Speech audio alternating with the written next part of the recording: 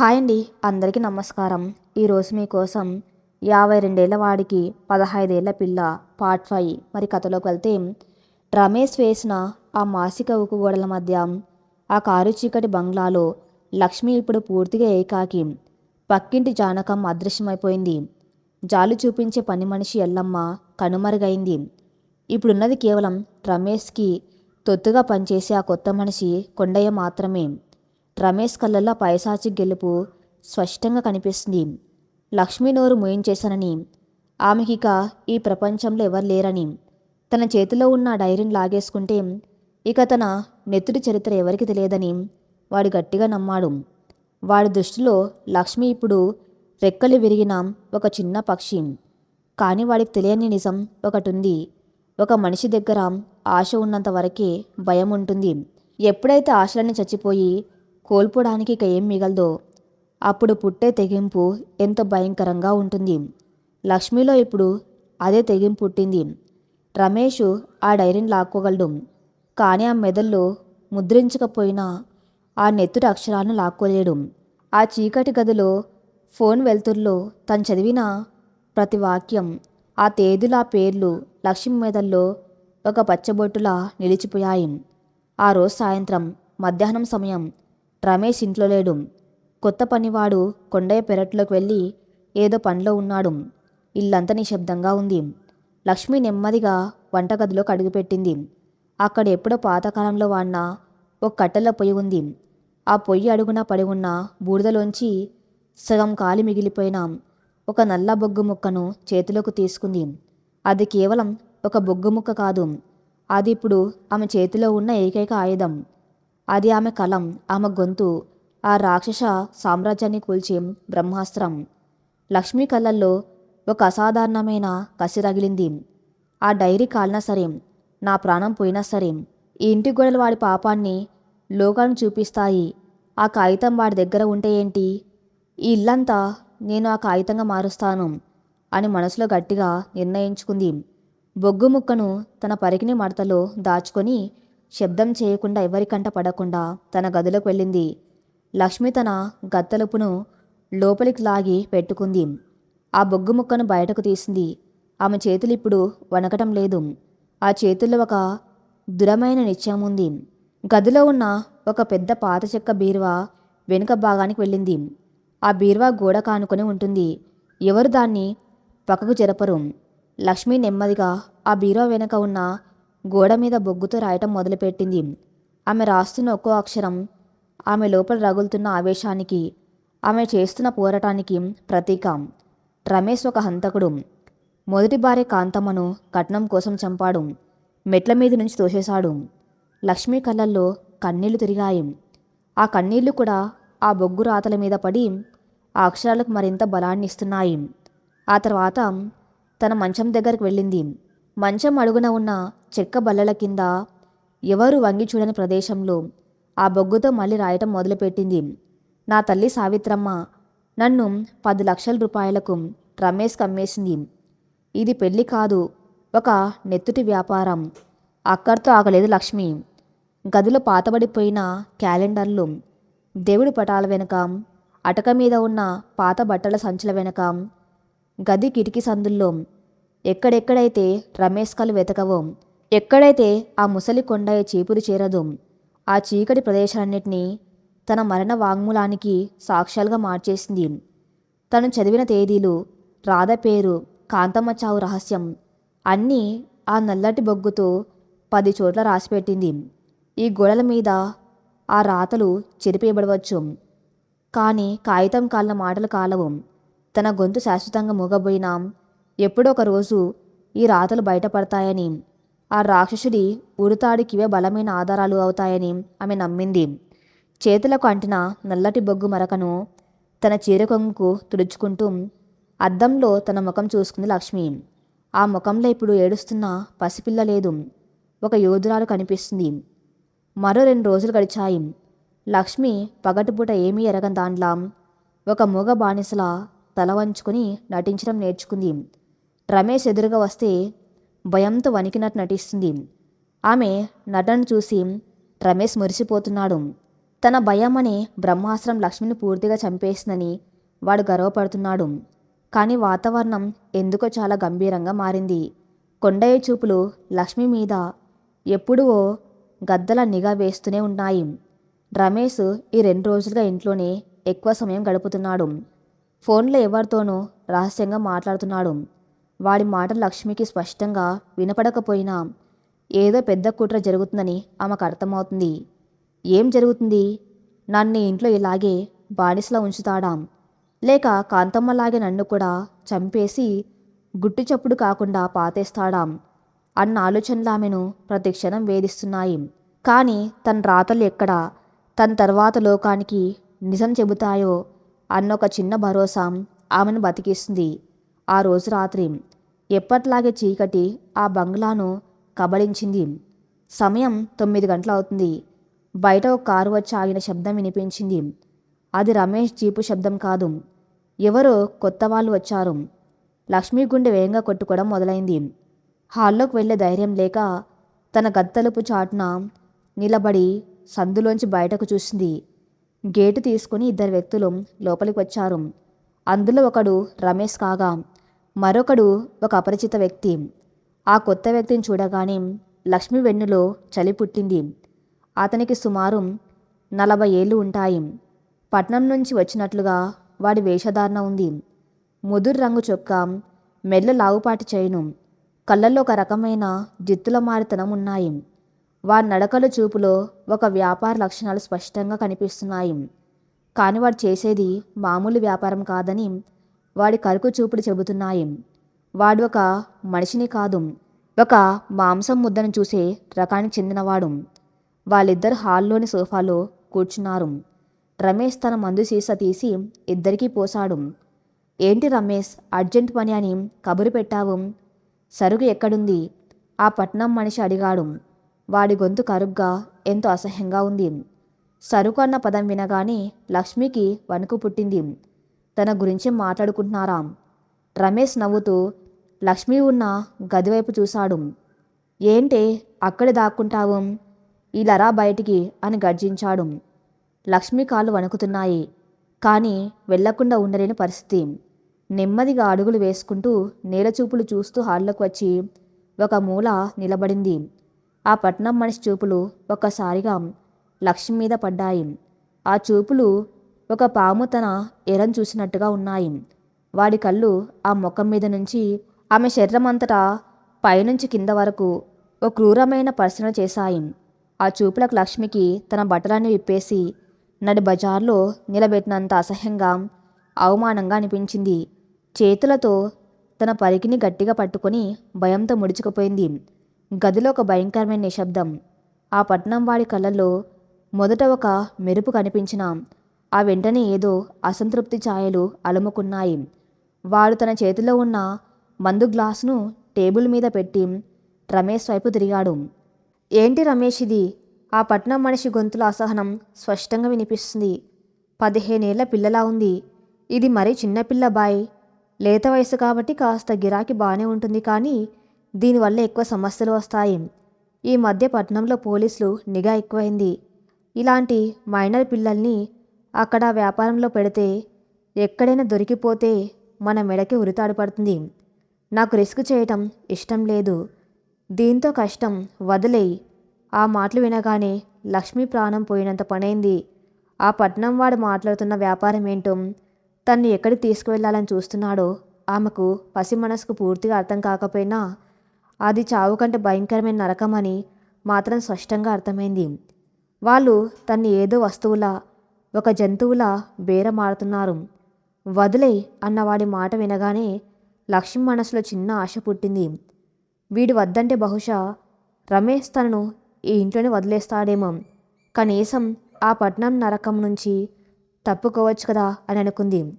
కానీ రమేష్ పెదవులపై ఓ క్రూరమైన, పైశాచికమైన నవ్వు వికసించింది. వాడు తన గ్లాసులోని మందును ఒక గుటకలో తాగి ఆ పట్నం వాడి భుజం మీద చేయి వేశాడు. వాడి కళ్ళు లక్ష్మి వైపు సూటిగా మృత్యువు దేవతలా చూస్తున్నాయి. వదిలేయటం కాదు బాయ్, పంపించేయటం. రమేష్ మాటలు ఆ హాల్లో బాంబుల్లా పేలాయి. వాడు వికృతంగా నవ్వుతూ కొనసాగించాడు. ఇది నా ఇంట్లో ఉన్న రోజులు నాకు నిద్ర లేదు. నా మొదటి భార్య గురించి దీనికన్నీ తెలిసిపోయాయి. దీన్నిక్కడ చంపి పాతేస్తే రేపేదైనా ఊరి వాళ్ళకి అనుమానం వస్తే మొదటికే మోసం వస్తుంది. దీన్నిక్కడి నుంచి పంపించేయాల్సిందే. నువ్వు పట్నంలో ఏ చీకటి కూపంలో పడేస్తావో, ఎవరికి అమ్ముకుంటావో నీ ఇష్టం. నీకు కావలసినంత డబ్బు నేను ఇస్తాను. కానీ రాత్రికే ఇది ఈ ఊరు దాటిపోవాలి. ఎప్పటికి తిరిగి రాని నరకంలోకి దీన్ని తోసేయి. ఆ మాటల అర్థం లక్ష్మికి ఇప్పుడు పూర్తిగా గుండెల్లోకి దిగిపోయింది. రమేష్ తన్ను చంపటం లేదు, అంతకంటే ఘోరమైన శిక్ష వేశాడు. తన డైరీ గురించి ఎక్కడ బయటపడుతుందో అన్న భయంతో తనను ఈ ఊరు నుంచి, ఈ ప్రపంచం కండ్ల నుంచి శాశ్వతంగా మాయం చేయడానికి నిర్ణయించుకున్నాడు. ఆ పట్నం వాడు చేసే వ్యభిచార కూపంలోకి తను విసిరేయటానికి బేరం కుదిరింది. 10 లక్షలకు తన కన్నతల్లి అమ్మింది. ఇప్పుడు తన ప్రాణాలు కాపాడుకోవడానికి ఆ భర్తే తన మాంసాన్ని పట్నం వీధుల్లోకి విసిరేస్తున్నాడు. పంపించేయండి. ఈ పదం లక్ష్మి మెదల్లో మృత్యు గంటికలా మోగుతుంది. ఈ రాత్రికే తను ఈ ఇల్లు దాటితే ఇక తన జీవితంలో వెలుతురు అన్నదే ఉండదు. తను గోడల మీద రాసిన ఆ బొగ్గు రాతలు వాడికి దొరక్కముందే తనను ఆ కారు చీకట్లోకి లాక్కెళ్ళడానికి ఆ పట్నం రాబందు సిద్ధమైపోయాడు. లక్ష్మికి కాళ్ళ కింద భూమి కంపించిపోయింది. పారిపోవడానికి గేటుకు తాళముంది. అడ్డుకోవడానికి 2 మృగాలు ఎదురుగా ఉన్నారు. ఆ చీకటి గదిలో మళ్ళీ నెట్టబడిన లక్ష్మి ఈ రాత్రి తన జీవితంలో కాలరాత్రి కాబోతుందని, ఈ వినాశనం నుంచి తన్ను తాను ఎలా కాపాడుకోవాలో తెలియని ఒక భయంకరమైన అగాధంలోకి జారిపోయింది. ఆ రాత్రి ఆ పెద్ద బంగ్లాలో సమయం గడ్డకట్టకపోయినట్టుగా ఉంది. హాల్లో రమేషు, పట్నం నుంచి వచ్చిన ఆ అపరిచిత వ్యాపారి మందు తాగుతూ వికృతమైన భవిష్యత్తును రచిస్తున్నారు. లక్ష్మిని తన గదిలోకి నెట్టి బయట గడియ వేశారు రమేషు. రేపు ఉదయం కల్లా సరుకు పట్నం చేరాలి అని వాళ్ళు మాట్లాడుకున్న మాటలు లక్ష్మికి స్పష్టంగా వినిపిస్తున్నాయి. తన జీవితానికి ఇక మిగిలింది ఈ కొన్ని గంటల సమయం మాత్రమేనని ఆమెకు అర్థమైపోయింది. ఈ రాత్రి గడిచిందంటే తానిక బతికి ఉన్న చనిపోయినట్టే. ఆ పట్నం చీకటి కూపంలో తన్ను పడేస్తే ఏ ఏడుపు ఎవరికి వినపడదు. గదిలో కారు చీకటి ఆవరించి ఉంది. బయట వాళ్ళ అరుపులు, నవ్వులు క్రమంగా తగ్గుముఖం పడుతున్నాయి. మత్తు వాళ్ళ నరనరాల్లోకి ఎక్కి నిద్రలోకి జారుకున్నారని లక్ష్మికి అర్థమైంది. ఇదే సరైన సమయం. ఇప్పుడు కాకపోతే ఇంకెప్పటికీ తాను స్వేచ్ఛ వాయువులు పీల్చలేదు. ఆ 15 ఏళ్ల పసిపిల్ల కళ్ళల్లో ఇప్పుడు కన్నీరు లేదు, ప్రాణభయం లేదు. కేవలం ఒకే ఒక లక్ష్యం ఉంది, బతకాలి. లక్ష్మి నెమ్మదిగా శబ్దం చేయకుండా తన గదిలో ఉన్న చిన్న కిటికీ దగ్గరకు వచ్చింది. ఆ కిటికీకి పాతకాలపు ఇనుప ఊచలు ఉన్నాయి. అవి చాలా బలంగా రాతి గోడల్లోకి దిగబడి ఉన్నాయి. కానీ ఆ గదిలో బందీ అయిన మొదటి రోజు నుంచే లక్ష్మి ఆ కిటికీని నిశితంగా గమనిస్తూనే ఉంది. అందులో ఒక కింద భాగంలోని ఇనుప ఊచుకు బాగా తుప్పిపట్టి ఉంది. సిమెంట్ కూడా కొద్దిగా పగులిచ్చి ఉంది.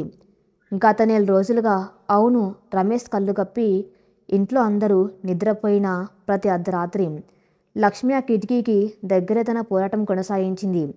ఒక చిన్న ఇనుప మేకు వంటగదిలోంచి దొంగతనంగా తెచ్చుకున్న ఒక పాత చెంచా ఉపయోగించి ప్రతి రాత్రి ఆ ఇనుప ఊచ చుట్టూ ఉన్న సిమెంటును కొద్ది కొద్దిగా గీకుతూ వచ్చింది.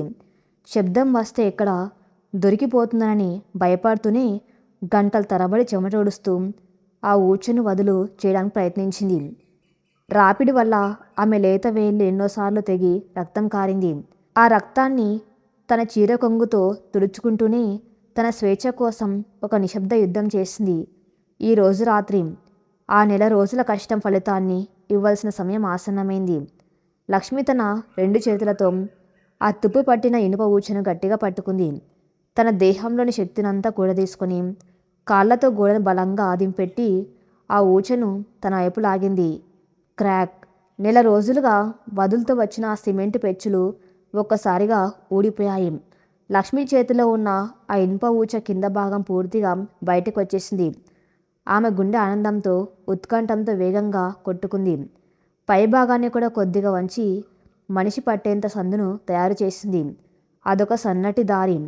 ఆరోగ్యంగా ఉన్న మనిషి ఎవరు దాని గుండా దూరి వెళ్ళలేరు. కానీ రమేష్ పెట్టిన పస్తుల వల్ల, మానసిక క్షోభ వల్ల లక్ష్మి శరీరం సగం అయిపోయింది. ఆ సన్నటి దారి ఆమె బక్కచిక్కిన శరీరానికి సరిపోతుందని ఆమెకు అనిపించింది. లక్ష్మి తన పరికిణ్ణి కొద్దిగా పైకి దోపుకొని నడుము గట్టిగా ముడివేసుకుంది. తల ముందుగా ఆ కిటికీ సందులోంచి బయటకు పెట్టింది. ఆ తర్వాత నెమ్మదిగా భుజాలు, ఆపై మొండం, ఇనుప గీతలు వీపును పొట్టను గీరుకుపోతున్న ఆ నొప్పిని పంటి కింద బిగపట్టి అలాగే ముందుకు ప్రాకింది. చివరిగా ఆమె కాళ్ళు కూడా బయటకు వచ్చేశాయి. కిటికీ భూమికి 10 అడుగుల ఎత్తులో ఉంది. ఒక్క క్షణం కూడా ఆలోచించకుండా లక్ష్మి తన చేతులను వదిలేసింది. గాల్లో నుంచి కిందకు దూకింది. డాబ్!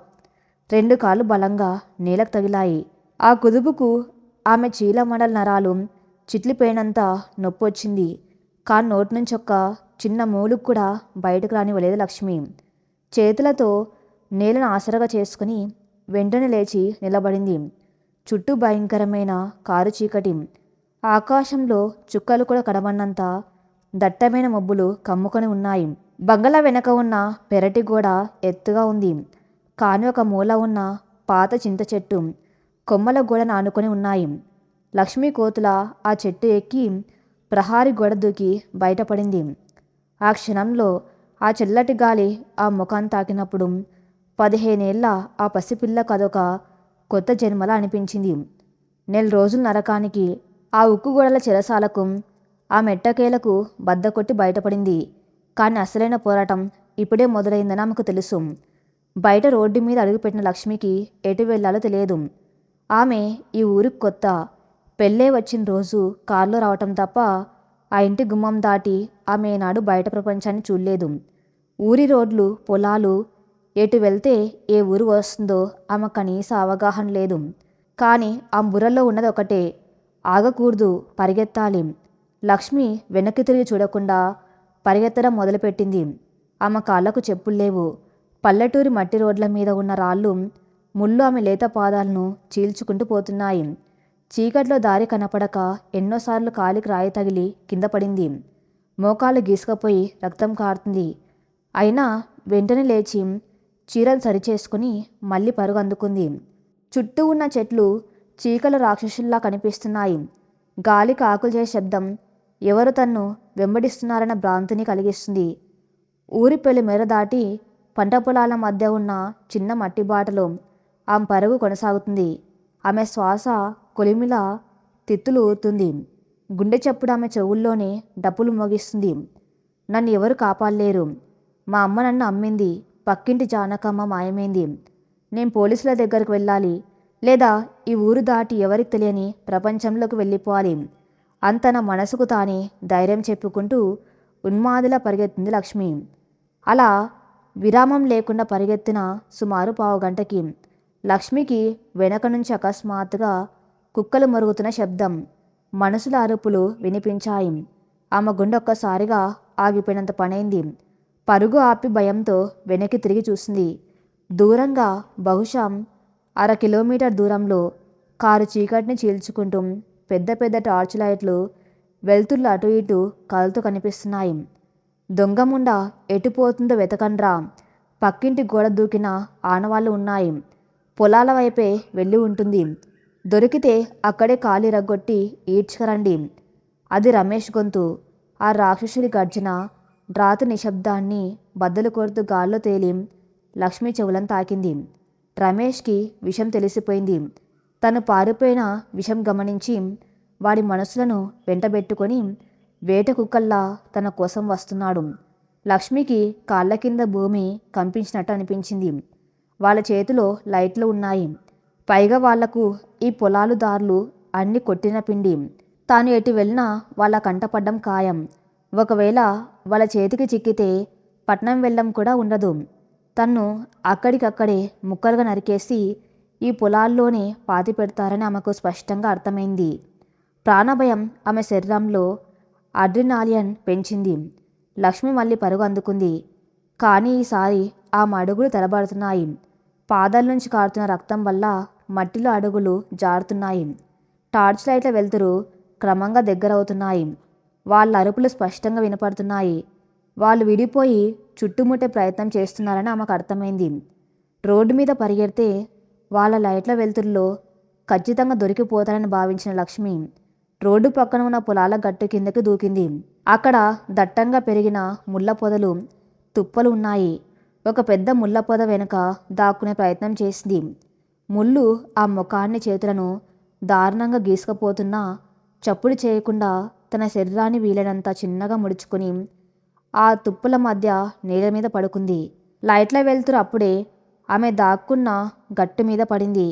రమేష్ మనసులో ఒకడు సరిగ్గా ఆమె దాక్కున్న పొద కొన్ని అడుగుల దూరంలోనే నిలబడి ఉన్నాడు. వాడి చేతిలో ఉన్న లైట్ వెలుతురు అటు ఇటు వెతుకుతూ లక్ష్మి ఉన్న పొద మీద పడి పక్కకు వెళ్ళింది. ఏయ్, ఇటువైపు ఎవరు లేర్రా, ఆ పక్కకు వెళ్ళి చూడండి అని వాడు అరుస్తూ ముందుకు వెళ్ళాడు. లక్ష్మి ఊపిరి బిగపట్టి కళ్ళు గట్టిగా మూసుకుంది. దేవుడా, నన్ను కాపాడు, నన్ను వాళ్ళ కంట పన్నివ్వకు అని తన ఇష్టదైవాన్ని వేడుకుంటుంది. కానీ వాళ్ళు అంత తేలిగ్గా వదిలేలా లేరు. రమేష్ స్వయంగా ఆ గట్టు దగ్గరకు వస్తున్న అడుగుల చప్పుడు ఆమెకు వినిపిస్తుంది. ఆ పిల్ల ఖచ్చితంగా ఇక్కడే ఎక్కడో దాక్కొని ఉంటుంది. అణువణువు వెతకండి, పొదల్లో లైట్లు వేసి చూడండి అని రమేష్ గర్జిస్తున్నాడు. మృత్యువు తన తల మీద కత్తి పెట్టి కూర్చున్నట్టుగా లక్ష్మి కనిపిస్తుంది. ఇక తాను దొరికిపోవటం ఖాయం. వాళ్ళు ఈ పొదల్లో వెతికితే తను పట్టుబడక తప్పదు. చేతులెత్తి లొంగిపోవాలా, లేక చివరి శ్వాస వరకు వాళ్ళతో పోరాడి చావాలా అని ఆ మెదడు తీవ్రంగా ఆలోచిస్తుంది. సరిగ్గా అదే సమయంలో లక్ష్మి దాక్కున్న పొద వెనక వైపు నుంచి చీకట్లో ఒక చెయ్యి నెమ్మదిగా వచ్చి లక్ష్మి భుజాన్ని తాకింది. లక్ష్మి గుండె ఆగిపోయినంత పనైంది. ఆమె గట్టిగా అరవబోయింది. కానీ ఆ చెయ్యి వెంటనే ఆమె నోటిని గట్టిగా మూసేసింది. అది కరికైన మగవాడి చెయ్యి కాదు, కొద్ది మృదువుగా ఉన్న ఒక ఆడదాని చెయ్యి. చీకట్లోంచి ఒక గొంతు చాలా మెల్లగా గుసగుసగా లక్ష్మి చెవి దగ్గర వినిపించింది. భయపడకు తల్లి, అరిచావంటే దొరికిపోతావు. ఇక్కడికి రా, నాతో పాటు కిందకు దిగు, నేను నీకు సాయం చేస్తాను. లక్ష్మి కళ్ళు ఆశ్చర్యంతో భయంతో విప్పార్చాయి. ఆ గొంతు ఎక్కడో విన్నట్టుగా ఉంది. ఆ గొంతులో వణుకుంది, కానీ ఒక నమ్మకం కూడా ఉంది. అది రమేష్ మనసులో గొంతు కాదు. ఈ కారు చీకట్లో, ఈ పొలాల మధ్యలో తనకు సాయం చేయడానికి ఒక ఆడది ఎక్కడి నుంచి వచ్చింది? ఆ స్వరం, ఆ మృదువైన పిలుపు జానకమ్మదా? అవును, 3 రోజుల క్రితం మాయమైపోయి ఇల్లు తాళం వేసి కనిపించకుండా పోయిన పక్కింటి జానకమ్మ గొంతులాగానే ఉంది అది. కానీ జానకమ్మ ఇక్కడికి ఎలా వచ్చింది? ఆమెను రమేష్ చంపేయలేదా? ఒకవేళ ఆమె బతికే ఉంటే లక్ష్మి పారిపోయే సమయానికి కరెక్ట్గా ఇక్కడే ఎందుకు ఎదురైంది? ఇదంతా జానకమ్మ చేస్తున్న సాయమా, లేక రమేష్ పనిన మరో భయంకరమైన కుట్రలో భాగమా? లక్ష్మి నోరు మూసి ఉంచిన ఆ చేతిని పట్టుకుని ప్రాణసంకటంలో ఉన్న ఆ పసిపిల్ల ఆ చీకటి రూపం వైపు ప్రశ్నార్థకంగా చూసింది. పైన గట్టు మీద రమేష్ మనసులో బూట్ల చప్పుళ్ళు, టార్చ్ లైట్ల వెలుతుర్లు మరింత దగ్గరవుతున్నాయి. ఏ క్షణమైనా వాళ్ళు ఆ పొదను తొలగించి ఉండొచ్చు. ఇప్పుడు లక్ష్మి ముందు ఉన్న ఒకే ఒక మార్గం చీకట్లో వినిపించిన ఆ గొంతును గుడ్డిగా నమ్మి ఆమె వెనక వెళ్ళటమే. గట్టు మీద రమేష్ మనసులా టార్చ్ లైట్ వెలుతురు అటు ఇటు కదులుతూ మృత్యువు దేవత కళ్ళల్లా వెతుకులాడుతుంది. వాళ్ళ బూట్ల చెప్పుళ్ళు, బూతులు లక్ష్మి దాక్కున్న పొద కేవలం అడుగుల దూరంలోనే వినిపిస్తున్నాయి. ఆ కారు చీకట్లో ప్రాణాలు అరిచేతిలో పెట్టుకుని వణుకుతున్న లక్ష్మి నోటిని మూసి పట్టుకున్న ఆ అదృశ్య హస్తం జానకమ్మది కాదని లక్ష్మికి అర్థమైంది. ఆ స్పర్శలో వయసు పైబడిన ముడతలు లేవు. ఒక యువతి చేతికి ఉండే దురత్వం ఉంది. చీకటికి కళ్ళు కొద్దిగా అలవాటు పడిన తర్వాత లక్ష్మి ఆకారాన్ని నిశితంగా చూసింది. ఆమె వయసు సుమారు 25 లేదా 30 ఏళ్ళు ఉండొచ్చు. భుజానికి ఒక కాటన్ సంచి తగిలించుకొని సాధారణమైన చుడిదారు వేసుకుని ఉంది. ఆమె కళ్ళల్లో భయం లేదు. ఒక యోధురాలికి ఉండే ధైర్యం, తెగింపు స్పష్టం కనిపిస్తున్నాయి. నువ్వు జానకమ్మవి కాదా? ఎవరు నువ్వు? లక్ష్మి గొంతు వణుకుతూ అతి కష్టం మీద గుసగుసగా బయటకు వచ్చింది. ఆ యువతి లక్ష్మి భుజాన్ని నెమ్మదిగా నిమిరి నమ్మకం కలిగించేలా చూస్తూ సమాధానం ఇచ్చింది. నా పేరు భావన, పక్క ఊర్లో ఉండే మహిళా సంఘం కార్యకర్తను. నువ్వు లక్ష్మివి కదూ? జానకమ్మ నీ గురించి నాకంతా చెప్పింది. ముందు మనం ఇక్కడి నుంచి ప్రాణాలతో బయటపడాలి. రా, నాతో పాటు శబ్దం చేయకుండా ప్రాకుతూ కిందకి రా. ఆ మాటలు వినగానే లక్ష్మికి ఊపిరి పీల్చుకున్నట్టు అనిపించింది. భావన గురించి, మహిళా సంఘాల గురించి లక్ష్మికి పెద్దగా తెలియదు. కానీ ఆ కారు చీకట్లో మృత్యు వంచున నిలబడినప్పుడు ఆ ఆసరా దేవుడు పంపిన వరంగానే అనిపించింది. పైగా గట్టు మీద రమేష్ మనుషులు ఆ పొదలను కర్రలతో కొడుతూ వెతుకుతున్నారు. భావన లక్ష్మి చేతిని గట్టిగా పట్టుకుని గట్టు కిందకి, అంటే కాలువ అంచున ఉన్న బురదలోకి లాగింది. ఇద్దరు నేల మీద పాముల్లా ప్రాకుతూ పొదల చాటు నుంచి నెమ్మదిగా కదలడం మొదలుపెట్టారు. బురద లక్ష్మి గాయపడిన కాళ్ళకు తగులుతూ మంట పుట్టిస్తున్నాం. పంటి కింద పెదవి బిగపట్టి భావన అడుగుజాడల్లో ముందుకు సాగింది. సుమారు 10 నిమిషాల పాటు ఆ బురదలో ప్రాకిన తర్వాత వాళ్ళు రమేష్ మనుషుల కళ్ళు గప్పి కాలువ అవతలి ఒడ్డుకు చేరుకున్నారు. అక్కడ వెలుతురు లేదు. వాళ్ళ అరుపులు కూడా కొద్దిగా దూరంగా వినిపిస్తున్నాయి. ఇద్దరు లేచి నిలబడ్డారు. లక్ష్మి ఆయాసపడుతూ కన్నీళ్లతో భావన అడిగింది, అక్క, జానకమ్మ ఏమైంది? 3 రోజుల క్రితం ఆవిడ ఇల్లు తాళం వేసి ఉంది. రమేష్ ఆవిడని ఏమైనా చేశాడా? భావన ముఖం తీవ్రంగా మారింది. ఇద్దరు చీకట్లో పొలాల గట్ల వెంబడి వేగంగా నడుస్తూనే మాట్లాడుకుంటున్నారు. జానకమ్మ బతికే ఉంది లక్ష్మి, కానీ ప్రాణాపాయ స్థితిలో ఉంది. ఆ రోజు రమేష్ ఆవిడ ఇంటికి వచ్చి బెదిరించిన వెంటనే ఆవిడకు అర్థమైపోయింది రమేష్ ఏదో ఒక ఘోరం చేయబోతున్నాడని. ముందే ఆవిడ దగ్గర నా నెంబర్ ఉంది. గతంలో మన ఊర్లో ఒక ఆడపిల్ల అన్యాయానికి గురైతే మా సంఘమే పోరాడింది. ఆ నమ్మకంతోనే ఆ రోజు రమేష్ వెళ్ళిన వెంటనే జానకమ్మ కూడా ఫోన్ చేసి ఏడుస్తూ అన్ని విషయాలు చెప్పింది. రమేష్ ఇంట్లో ఉన్న పసిపిల్లలకు ప్రాణాపాయం ఉంది. ఆ పిల్ల దగ్గర వాడు చేసిన హత్య తాలూకు డైరీ కూడా ఉంది. ఎలాగైనా ఆ పిల్లని రక్షించండి అని చెప్పి ఫోన్ పెట్టేసింది. లక్ష్మి ఆశ్చర్యంతో వింటుంది. తన కోసం జానకమ్మ ఇంత సాహసం చేసిందా? భావన గొంతులో ఆవేదన ధ్వనించింది. కానీ నేను నా బృందంతో కలిసి మరుసటి రోజు ఉదయం ఆవిడింటికి వచ్చేసరికి ఇల్లు తాళం వేసి ఉంది. రమేష్ మనుషులు రాత్రికి రాత్రి జానకమ్మను బలవంతంగా ఎక్కడికో తీసుకెళ్ళిపోయారు. నేను 2 రోజులుగా నీ కోసమే ఈ ఇంటి చుట్టుపక్కల నిఘా వేశాను. ఈ రాత్రి నువ్వు కిటికీ ఊచలు తొలగించి దూకటం నా కళ్ళారా చూశాను. నువ్వు ప్రాణాలతో బయటపడ్డావన్న ఆనందంతో నీ వెనక్కి వచ్చాను. లక్ష్మి కళ్ళల్లోంచి నీళ్లు జల జల రాలాయి. తన్ను కాపాడడానికి ఏ రక్త సంబంధము లేని జానకమ్మ తన ప్రాణాలను పణంగా పెట్టింది. కన్నతల్లేమో 10 లక్షల కోసం నరకంలోకి నెట్టేసింది. ఈ లోకంలో మానవత్వం ఇంకా బతికే ఉందన్న నమ్మకం భావన రూపంలో లక్ష్మి కళ్ళ ముందు నిలబడింది. త్వరగా నడువు లక్ష్మి, వాళ్ళకు అనుమానం వస్తే ఖచ్చితంగా మెయిన్ రోడ్డు వైపు వస్తారు. మనం వాళ్ళ కంటపడకూడదు అంటూ భావన లక్ష్మి చేయి పట్టుకుని పరుగు అందుకుంది. ఇద్దరు మహిళలు ఆ చీకటి పొలాలను చీల్చుకుంటూ పరిగెడుతున్నారు. లక్ష్మి అరికాళ్ళు పగిలి రక్తం కారుతుంది. రాళ్ళు గుచ్చుకుంటున్నాయి. కానీ ఈసారి ఆమె పరుగులో భయం లేదు. ఒక లక్ష్యం ఉంది. కాంతమ్మ చావుకు, తన నరకానికి, జానకమ్మ త్యాగానికి అన్నింటికీ ముగింపు పలకాలన్న కసి ఉంది. సుమారు 3 కిలోమీటర్ల పరుగు తర్వాత వాళ్ళ ఊరి పొలిమేరలు దాటి హైవేకి చేరుకున్నారు. అక్కడ దూరంగా ఒక పాత బర్రె చెట్టు కింద హెడ్లైట్లు ఆర్పేసి ఉన్న ఒక ఆటో నిలబడి ఉంది. భావన ఆటో దగ్గరకు వెళ్ళి ఒక చిన్న విజిల్ వేసింది. ఆటో డ్రైవర్ సీట్లో ఉన్న కుర్రాడు వెంటనే అలర్ట్ అయి ఇంజన్ స్టార్ట్ చేశాడు. అతడు భావనతో పాటు పనిచేసే సంఘం సభ్యుడే. ఎక్కు లక్ష్మి, త్వరగా. భావన ఆటో తలుపు తీసి లక్ష్మిని లోపలికి నెట్టింది. తాను కూడా ఎక్కి కూర్చుంది. పదగిరి, ఇక్కడ వెనక్కి చూడకుండా పట్నం వైపు పోనివ్వు అని డ్రైవర్ను ఆజ్ఞాపించింది భావన. ఆటో రాత్రి నిశ్శబ్దాన్ని చీల్చుకుంటూ హైవే మీద వేగంగా దూసుకుపోయింది. వారు ఆటోలో ఎక్కిన 2 నిమిషాలకే వెనక దూరంగా రమేష్ మనుషుల జీపుల లైట్లు రోడ్డు మీద పడ్డం లక్ష్మి చూసింది. వాళ్ళు కేవలం క్షణాల వ్యవధిలో మృత్యువు కౌగిలి నుంచి త్రుటిలో తప్పించుకున్నారు. ఆటో వేగం పుంజుకునే కొద్దీ ఆ జీపుల లైట్లు క్రమంగా చిన్నవైపోయి చీకట్లో కలిసిపోయాయి. ఆటోలో చల్లటి గాలి లక్ష్మి ముఖాన్ని తాకింది. ఆమె ప్రాణాలు అరచేతిలోంచి యథాస్థానానికి వచ్చాయి. అలసట, నెప్పులు మానసిక క్షోభ అన్నీ ఒకసారిగా ఆమె శరీరాన్ని ఆవరించడంతో భావన భుజం మీద తలవాల్చి ఏడుస్తూ అలాగే స్పృహ తప్పింది లక్ష్మి.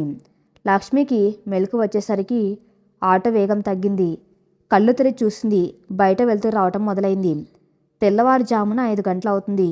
చుట్టూ పెద్ద పెద్ద భవనాలు, వెడల్పాటి రోడ్లు, అప్పుడప్పుడే నిద్రలేస్తున్న జనజీవనం కనిపిస్తుంది. అది పట్నం. తన జీవితంలో మొదటిసారి ఒక పెద్ద నగరంలో అడుగుపెట్టింది లక్ష్మి. భావన లక్ష్మి తల నిమిరింది. లేచావా లక్ష్మి, భయపడకు, మనం పట్నం చేరుకున్నాం. ఆ రాక్షసుడు ఇంత దూరం రాలేడు. లక్ష్మికి నిన్న రాత్రి జరిగిందంతా ఒక పీడకల్లా అనిపించింది. కాంతన బట్టల మీద ఉన్న మట్టి, కాలికి ఉన్న రక్తపు గాయాలు అది నిజమేనని చెబుతున్నాయి. మనం పట్నం ఎందుకు వచ్చామక్క? మన ఊరి దగ్గర ఉన్న పోలీసులకు చెబితే సరిపోయేది కదా, అమాయకంగా అడిగింది లక్ష్మి. భావన నిట్టూర్చింది. పిచ్చిదానా, మన ఊరి పోలీసులు రమేష్ కనుసన్నాల్లో పనిచేసేవాళ్ళు. వాడి దగ్గర నెలవారీ మామూలు తీసుకునే అవినీతి పరులు.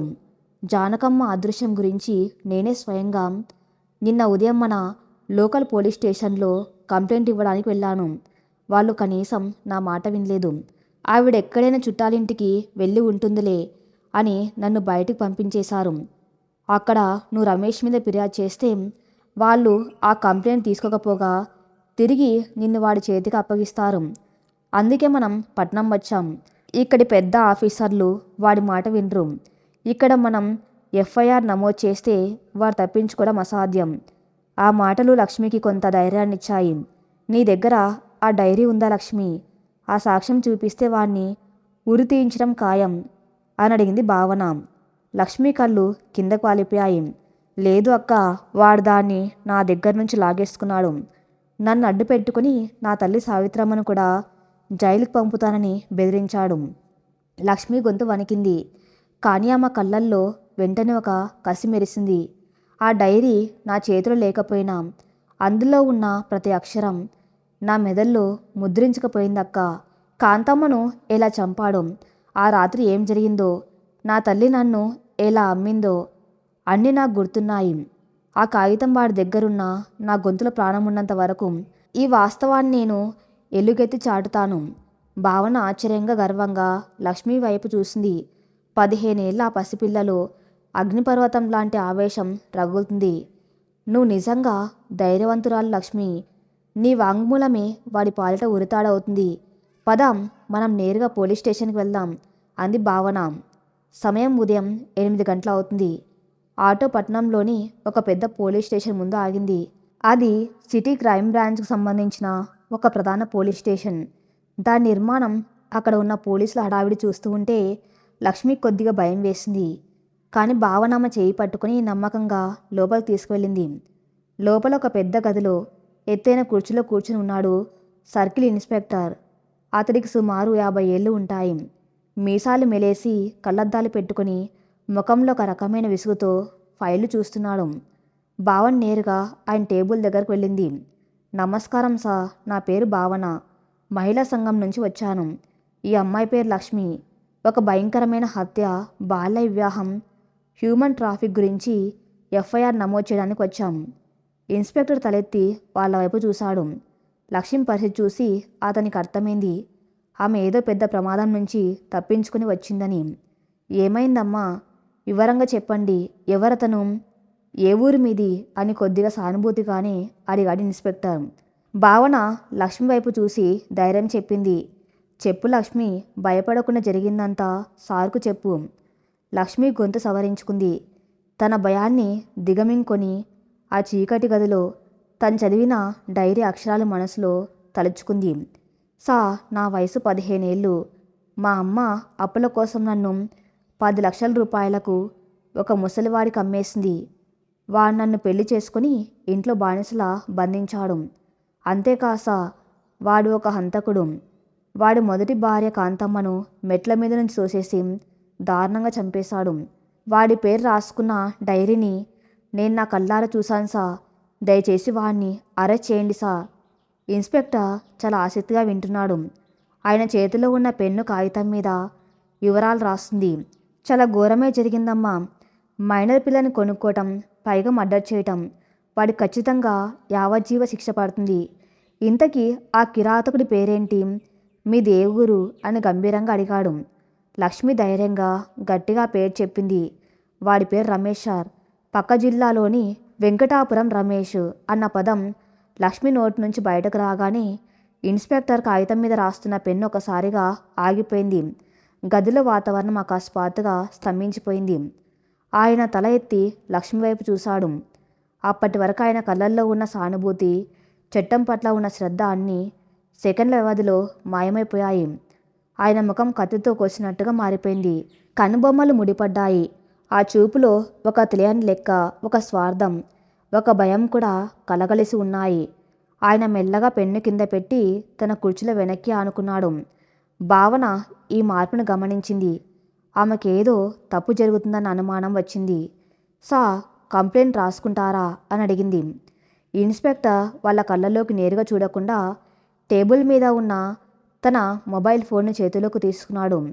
మీరు ఒక 5 నిమిషాలు ఆ బెంచ్ మీద కూర్చోండి, నేను వస్తాను అని కరుగ్గా యాంత్రికంగా చెప్పి సీట్లోంచి లేచి కిటికీ వైపు వెళ్ళాడు. లక్ష్మి గుండె వేగం మళ్ళీ పెరిగింది. ఆమెకు మనసులో ముఖాలు చదవటం ఈ నరకంలో బాగా అలవాటైపోయింది. ఆ ఇన్స్పెక్టర్ ముఖం మారిన తీరు చూస్తూ ఉంటే ఆమెకు లోపల ఏదో భయంకరమైన సందేహం మొదలైంది. ఇన్స్పెక్టర్ కిటికీ దగ్గర నిలబడి తన ఫోన్లో ఒక నెంబర్ డయల్ చేశాడు. అతను గొంతు తగ్గించి చాలా నెమ్మదిగా మాట్లాడుతున్నాడు. కానీ ఆ గదిలో ఉన్న నిశ్శబ్దంలో ఒక మాట లక్ష్మి చెవులను స్పష్టంగా తాకింది. హలో, రమేష్ గారేనా? నేను సిటీ క్రైమ్ బ్రాంచ్ నుంచి ఇన్స్పెక్టర్ రావుని మాట్లాడుతున్నాను. మీ ఊరు నుంచి ఒక పిల్ల, ఒక ఎన్జిఓ ఆవిడ ఇక్కడికి వచ్చారు. ఆ మాట వినగానే లక్ష్మి ప్రాణాలు గాల్లో కలిసినట్టు అనిపించింది. కాళ్ళ కింద భూమి కుంగిపోతున్నట్టుగా అనిపించింది. భావన ముఖం కూడా పాలిపోయింది. పట్నం వస్తే న్యాయం దొరుకుతుందని పెద్ద పోలీసులు రమేష్ మాట వినరని భావన చెప్పింది. కానీ రమేష్ వేసిన వల వాళ్ళు ఊహించిన దానికంటే ఎంతో పెద్దదిగా ఉంది. వా డబ్బు పరపతి పట్నంలోని పోలీసులను కూడా కొనేసాయా. ఆ అప్పుల తాళాల్లో రమేష్ తన సామ్రాజ్యాన్ని ఈ సిటీ వరకు విస్తరించాడాం. తమను రక్షిస్తాడనుకున్న రక్షక భటుడే ఇప్పుడు వాళ్ళను మృత్యువుకు అప్పగించడానికి బేరమాడుతున్నాడాం. లక్ష్మికి ఇప్పుడు ఖచ్చితంగా అర్థమైంది. పోలీస్ కూడా రమేష్ మనిషే. ఆ పోలీస్ స్టేషన్ ఇప్పుడు వాళ్లకు న్యాయస్థానం కాదు, మృత్యువు నోరు తెరుచుకొని ఉన్న ఒక కొత్త బంగళా. పారిపోవడానికి ఇక మార్గం లేదు. అటు ఇటు చూస్తే ఇన్స్పెక్టర్ ఫోన్ మాట్లాడుతూనే తన మనసులకు సైగ చేశాడు. 2 కానిస్టేబుల్ వచ్చి స్టేషన్ గుమ్మం దగ్గర నిలబడ్డారు. దారులు మూసుకుపోయాయి. ఉరితాడు మరింత గట్టిగా బిగుసుకుంది. లక్ష్మికి తాను దేవుని వేడుకోవాలో లేక ప్రాణాలు వదిలేయడానికి సిద్ధపడాలో తెలియని ఒక భయంకరమైన సందిగ్ధంలో గడ్డ కట్టకపోయింది. మరి తర్వాత ఏం జరగబోతుందో నెక్స్ట్ పార్ట్లో చూద్దాం. నెక్స్ట్ పార్ట్ కోసం నా ఛానల్ని ఫాలో అవుతూనండి. Thank you for listening.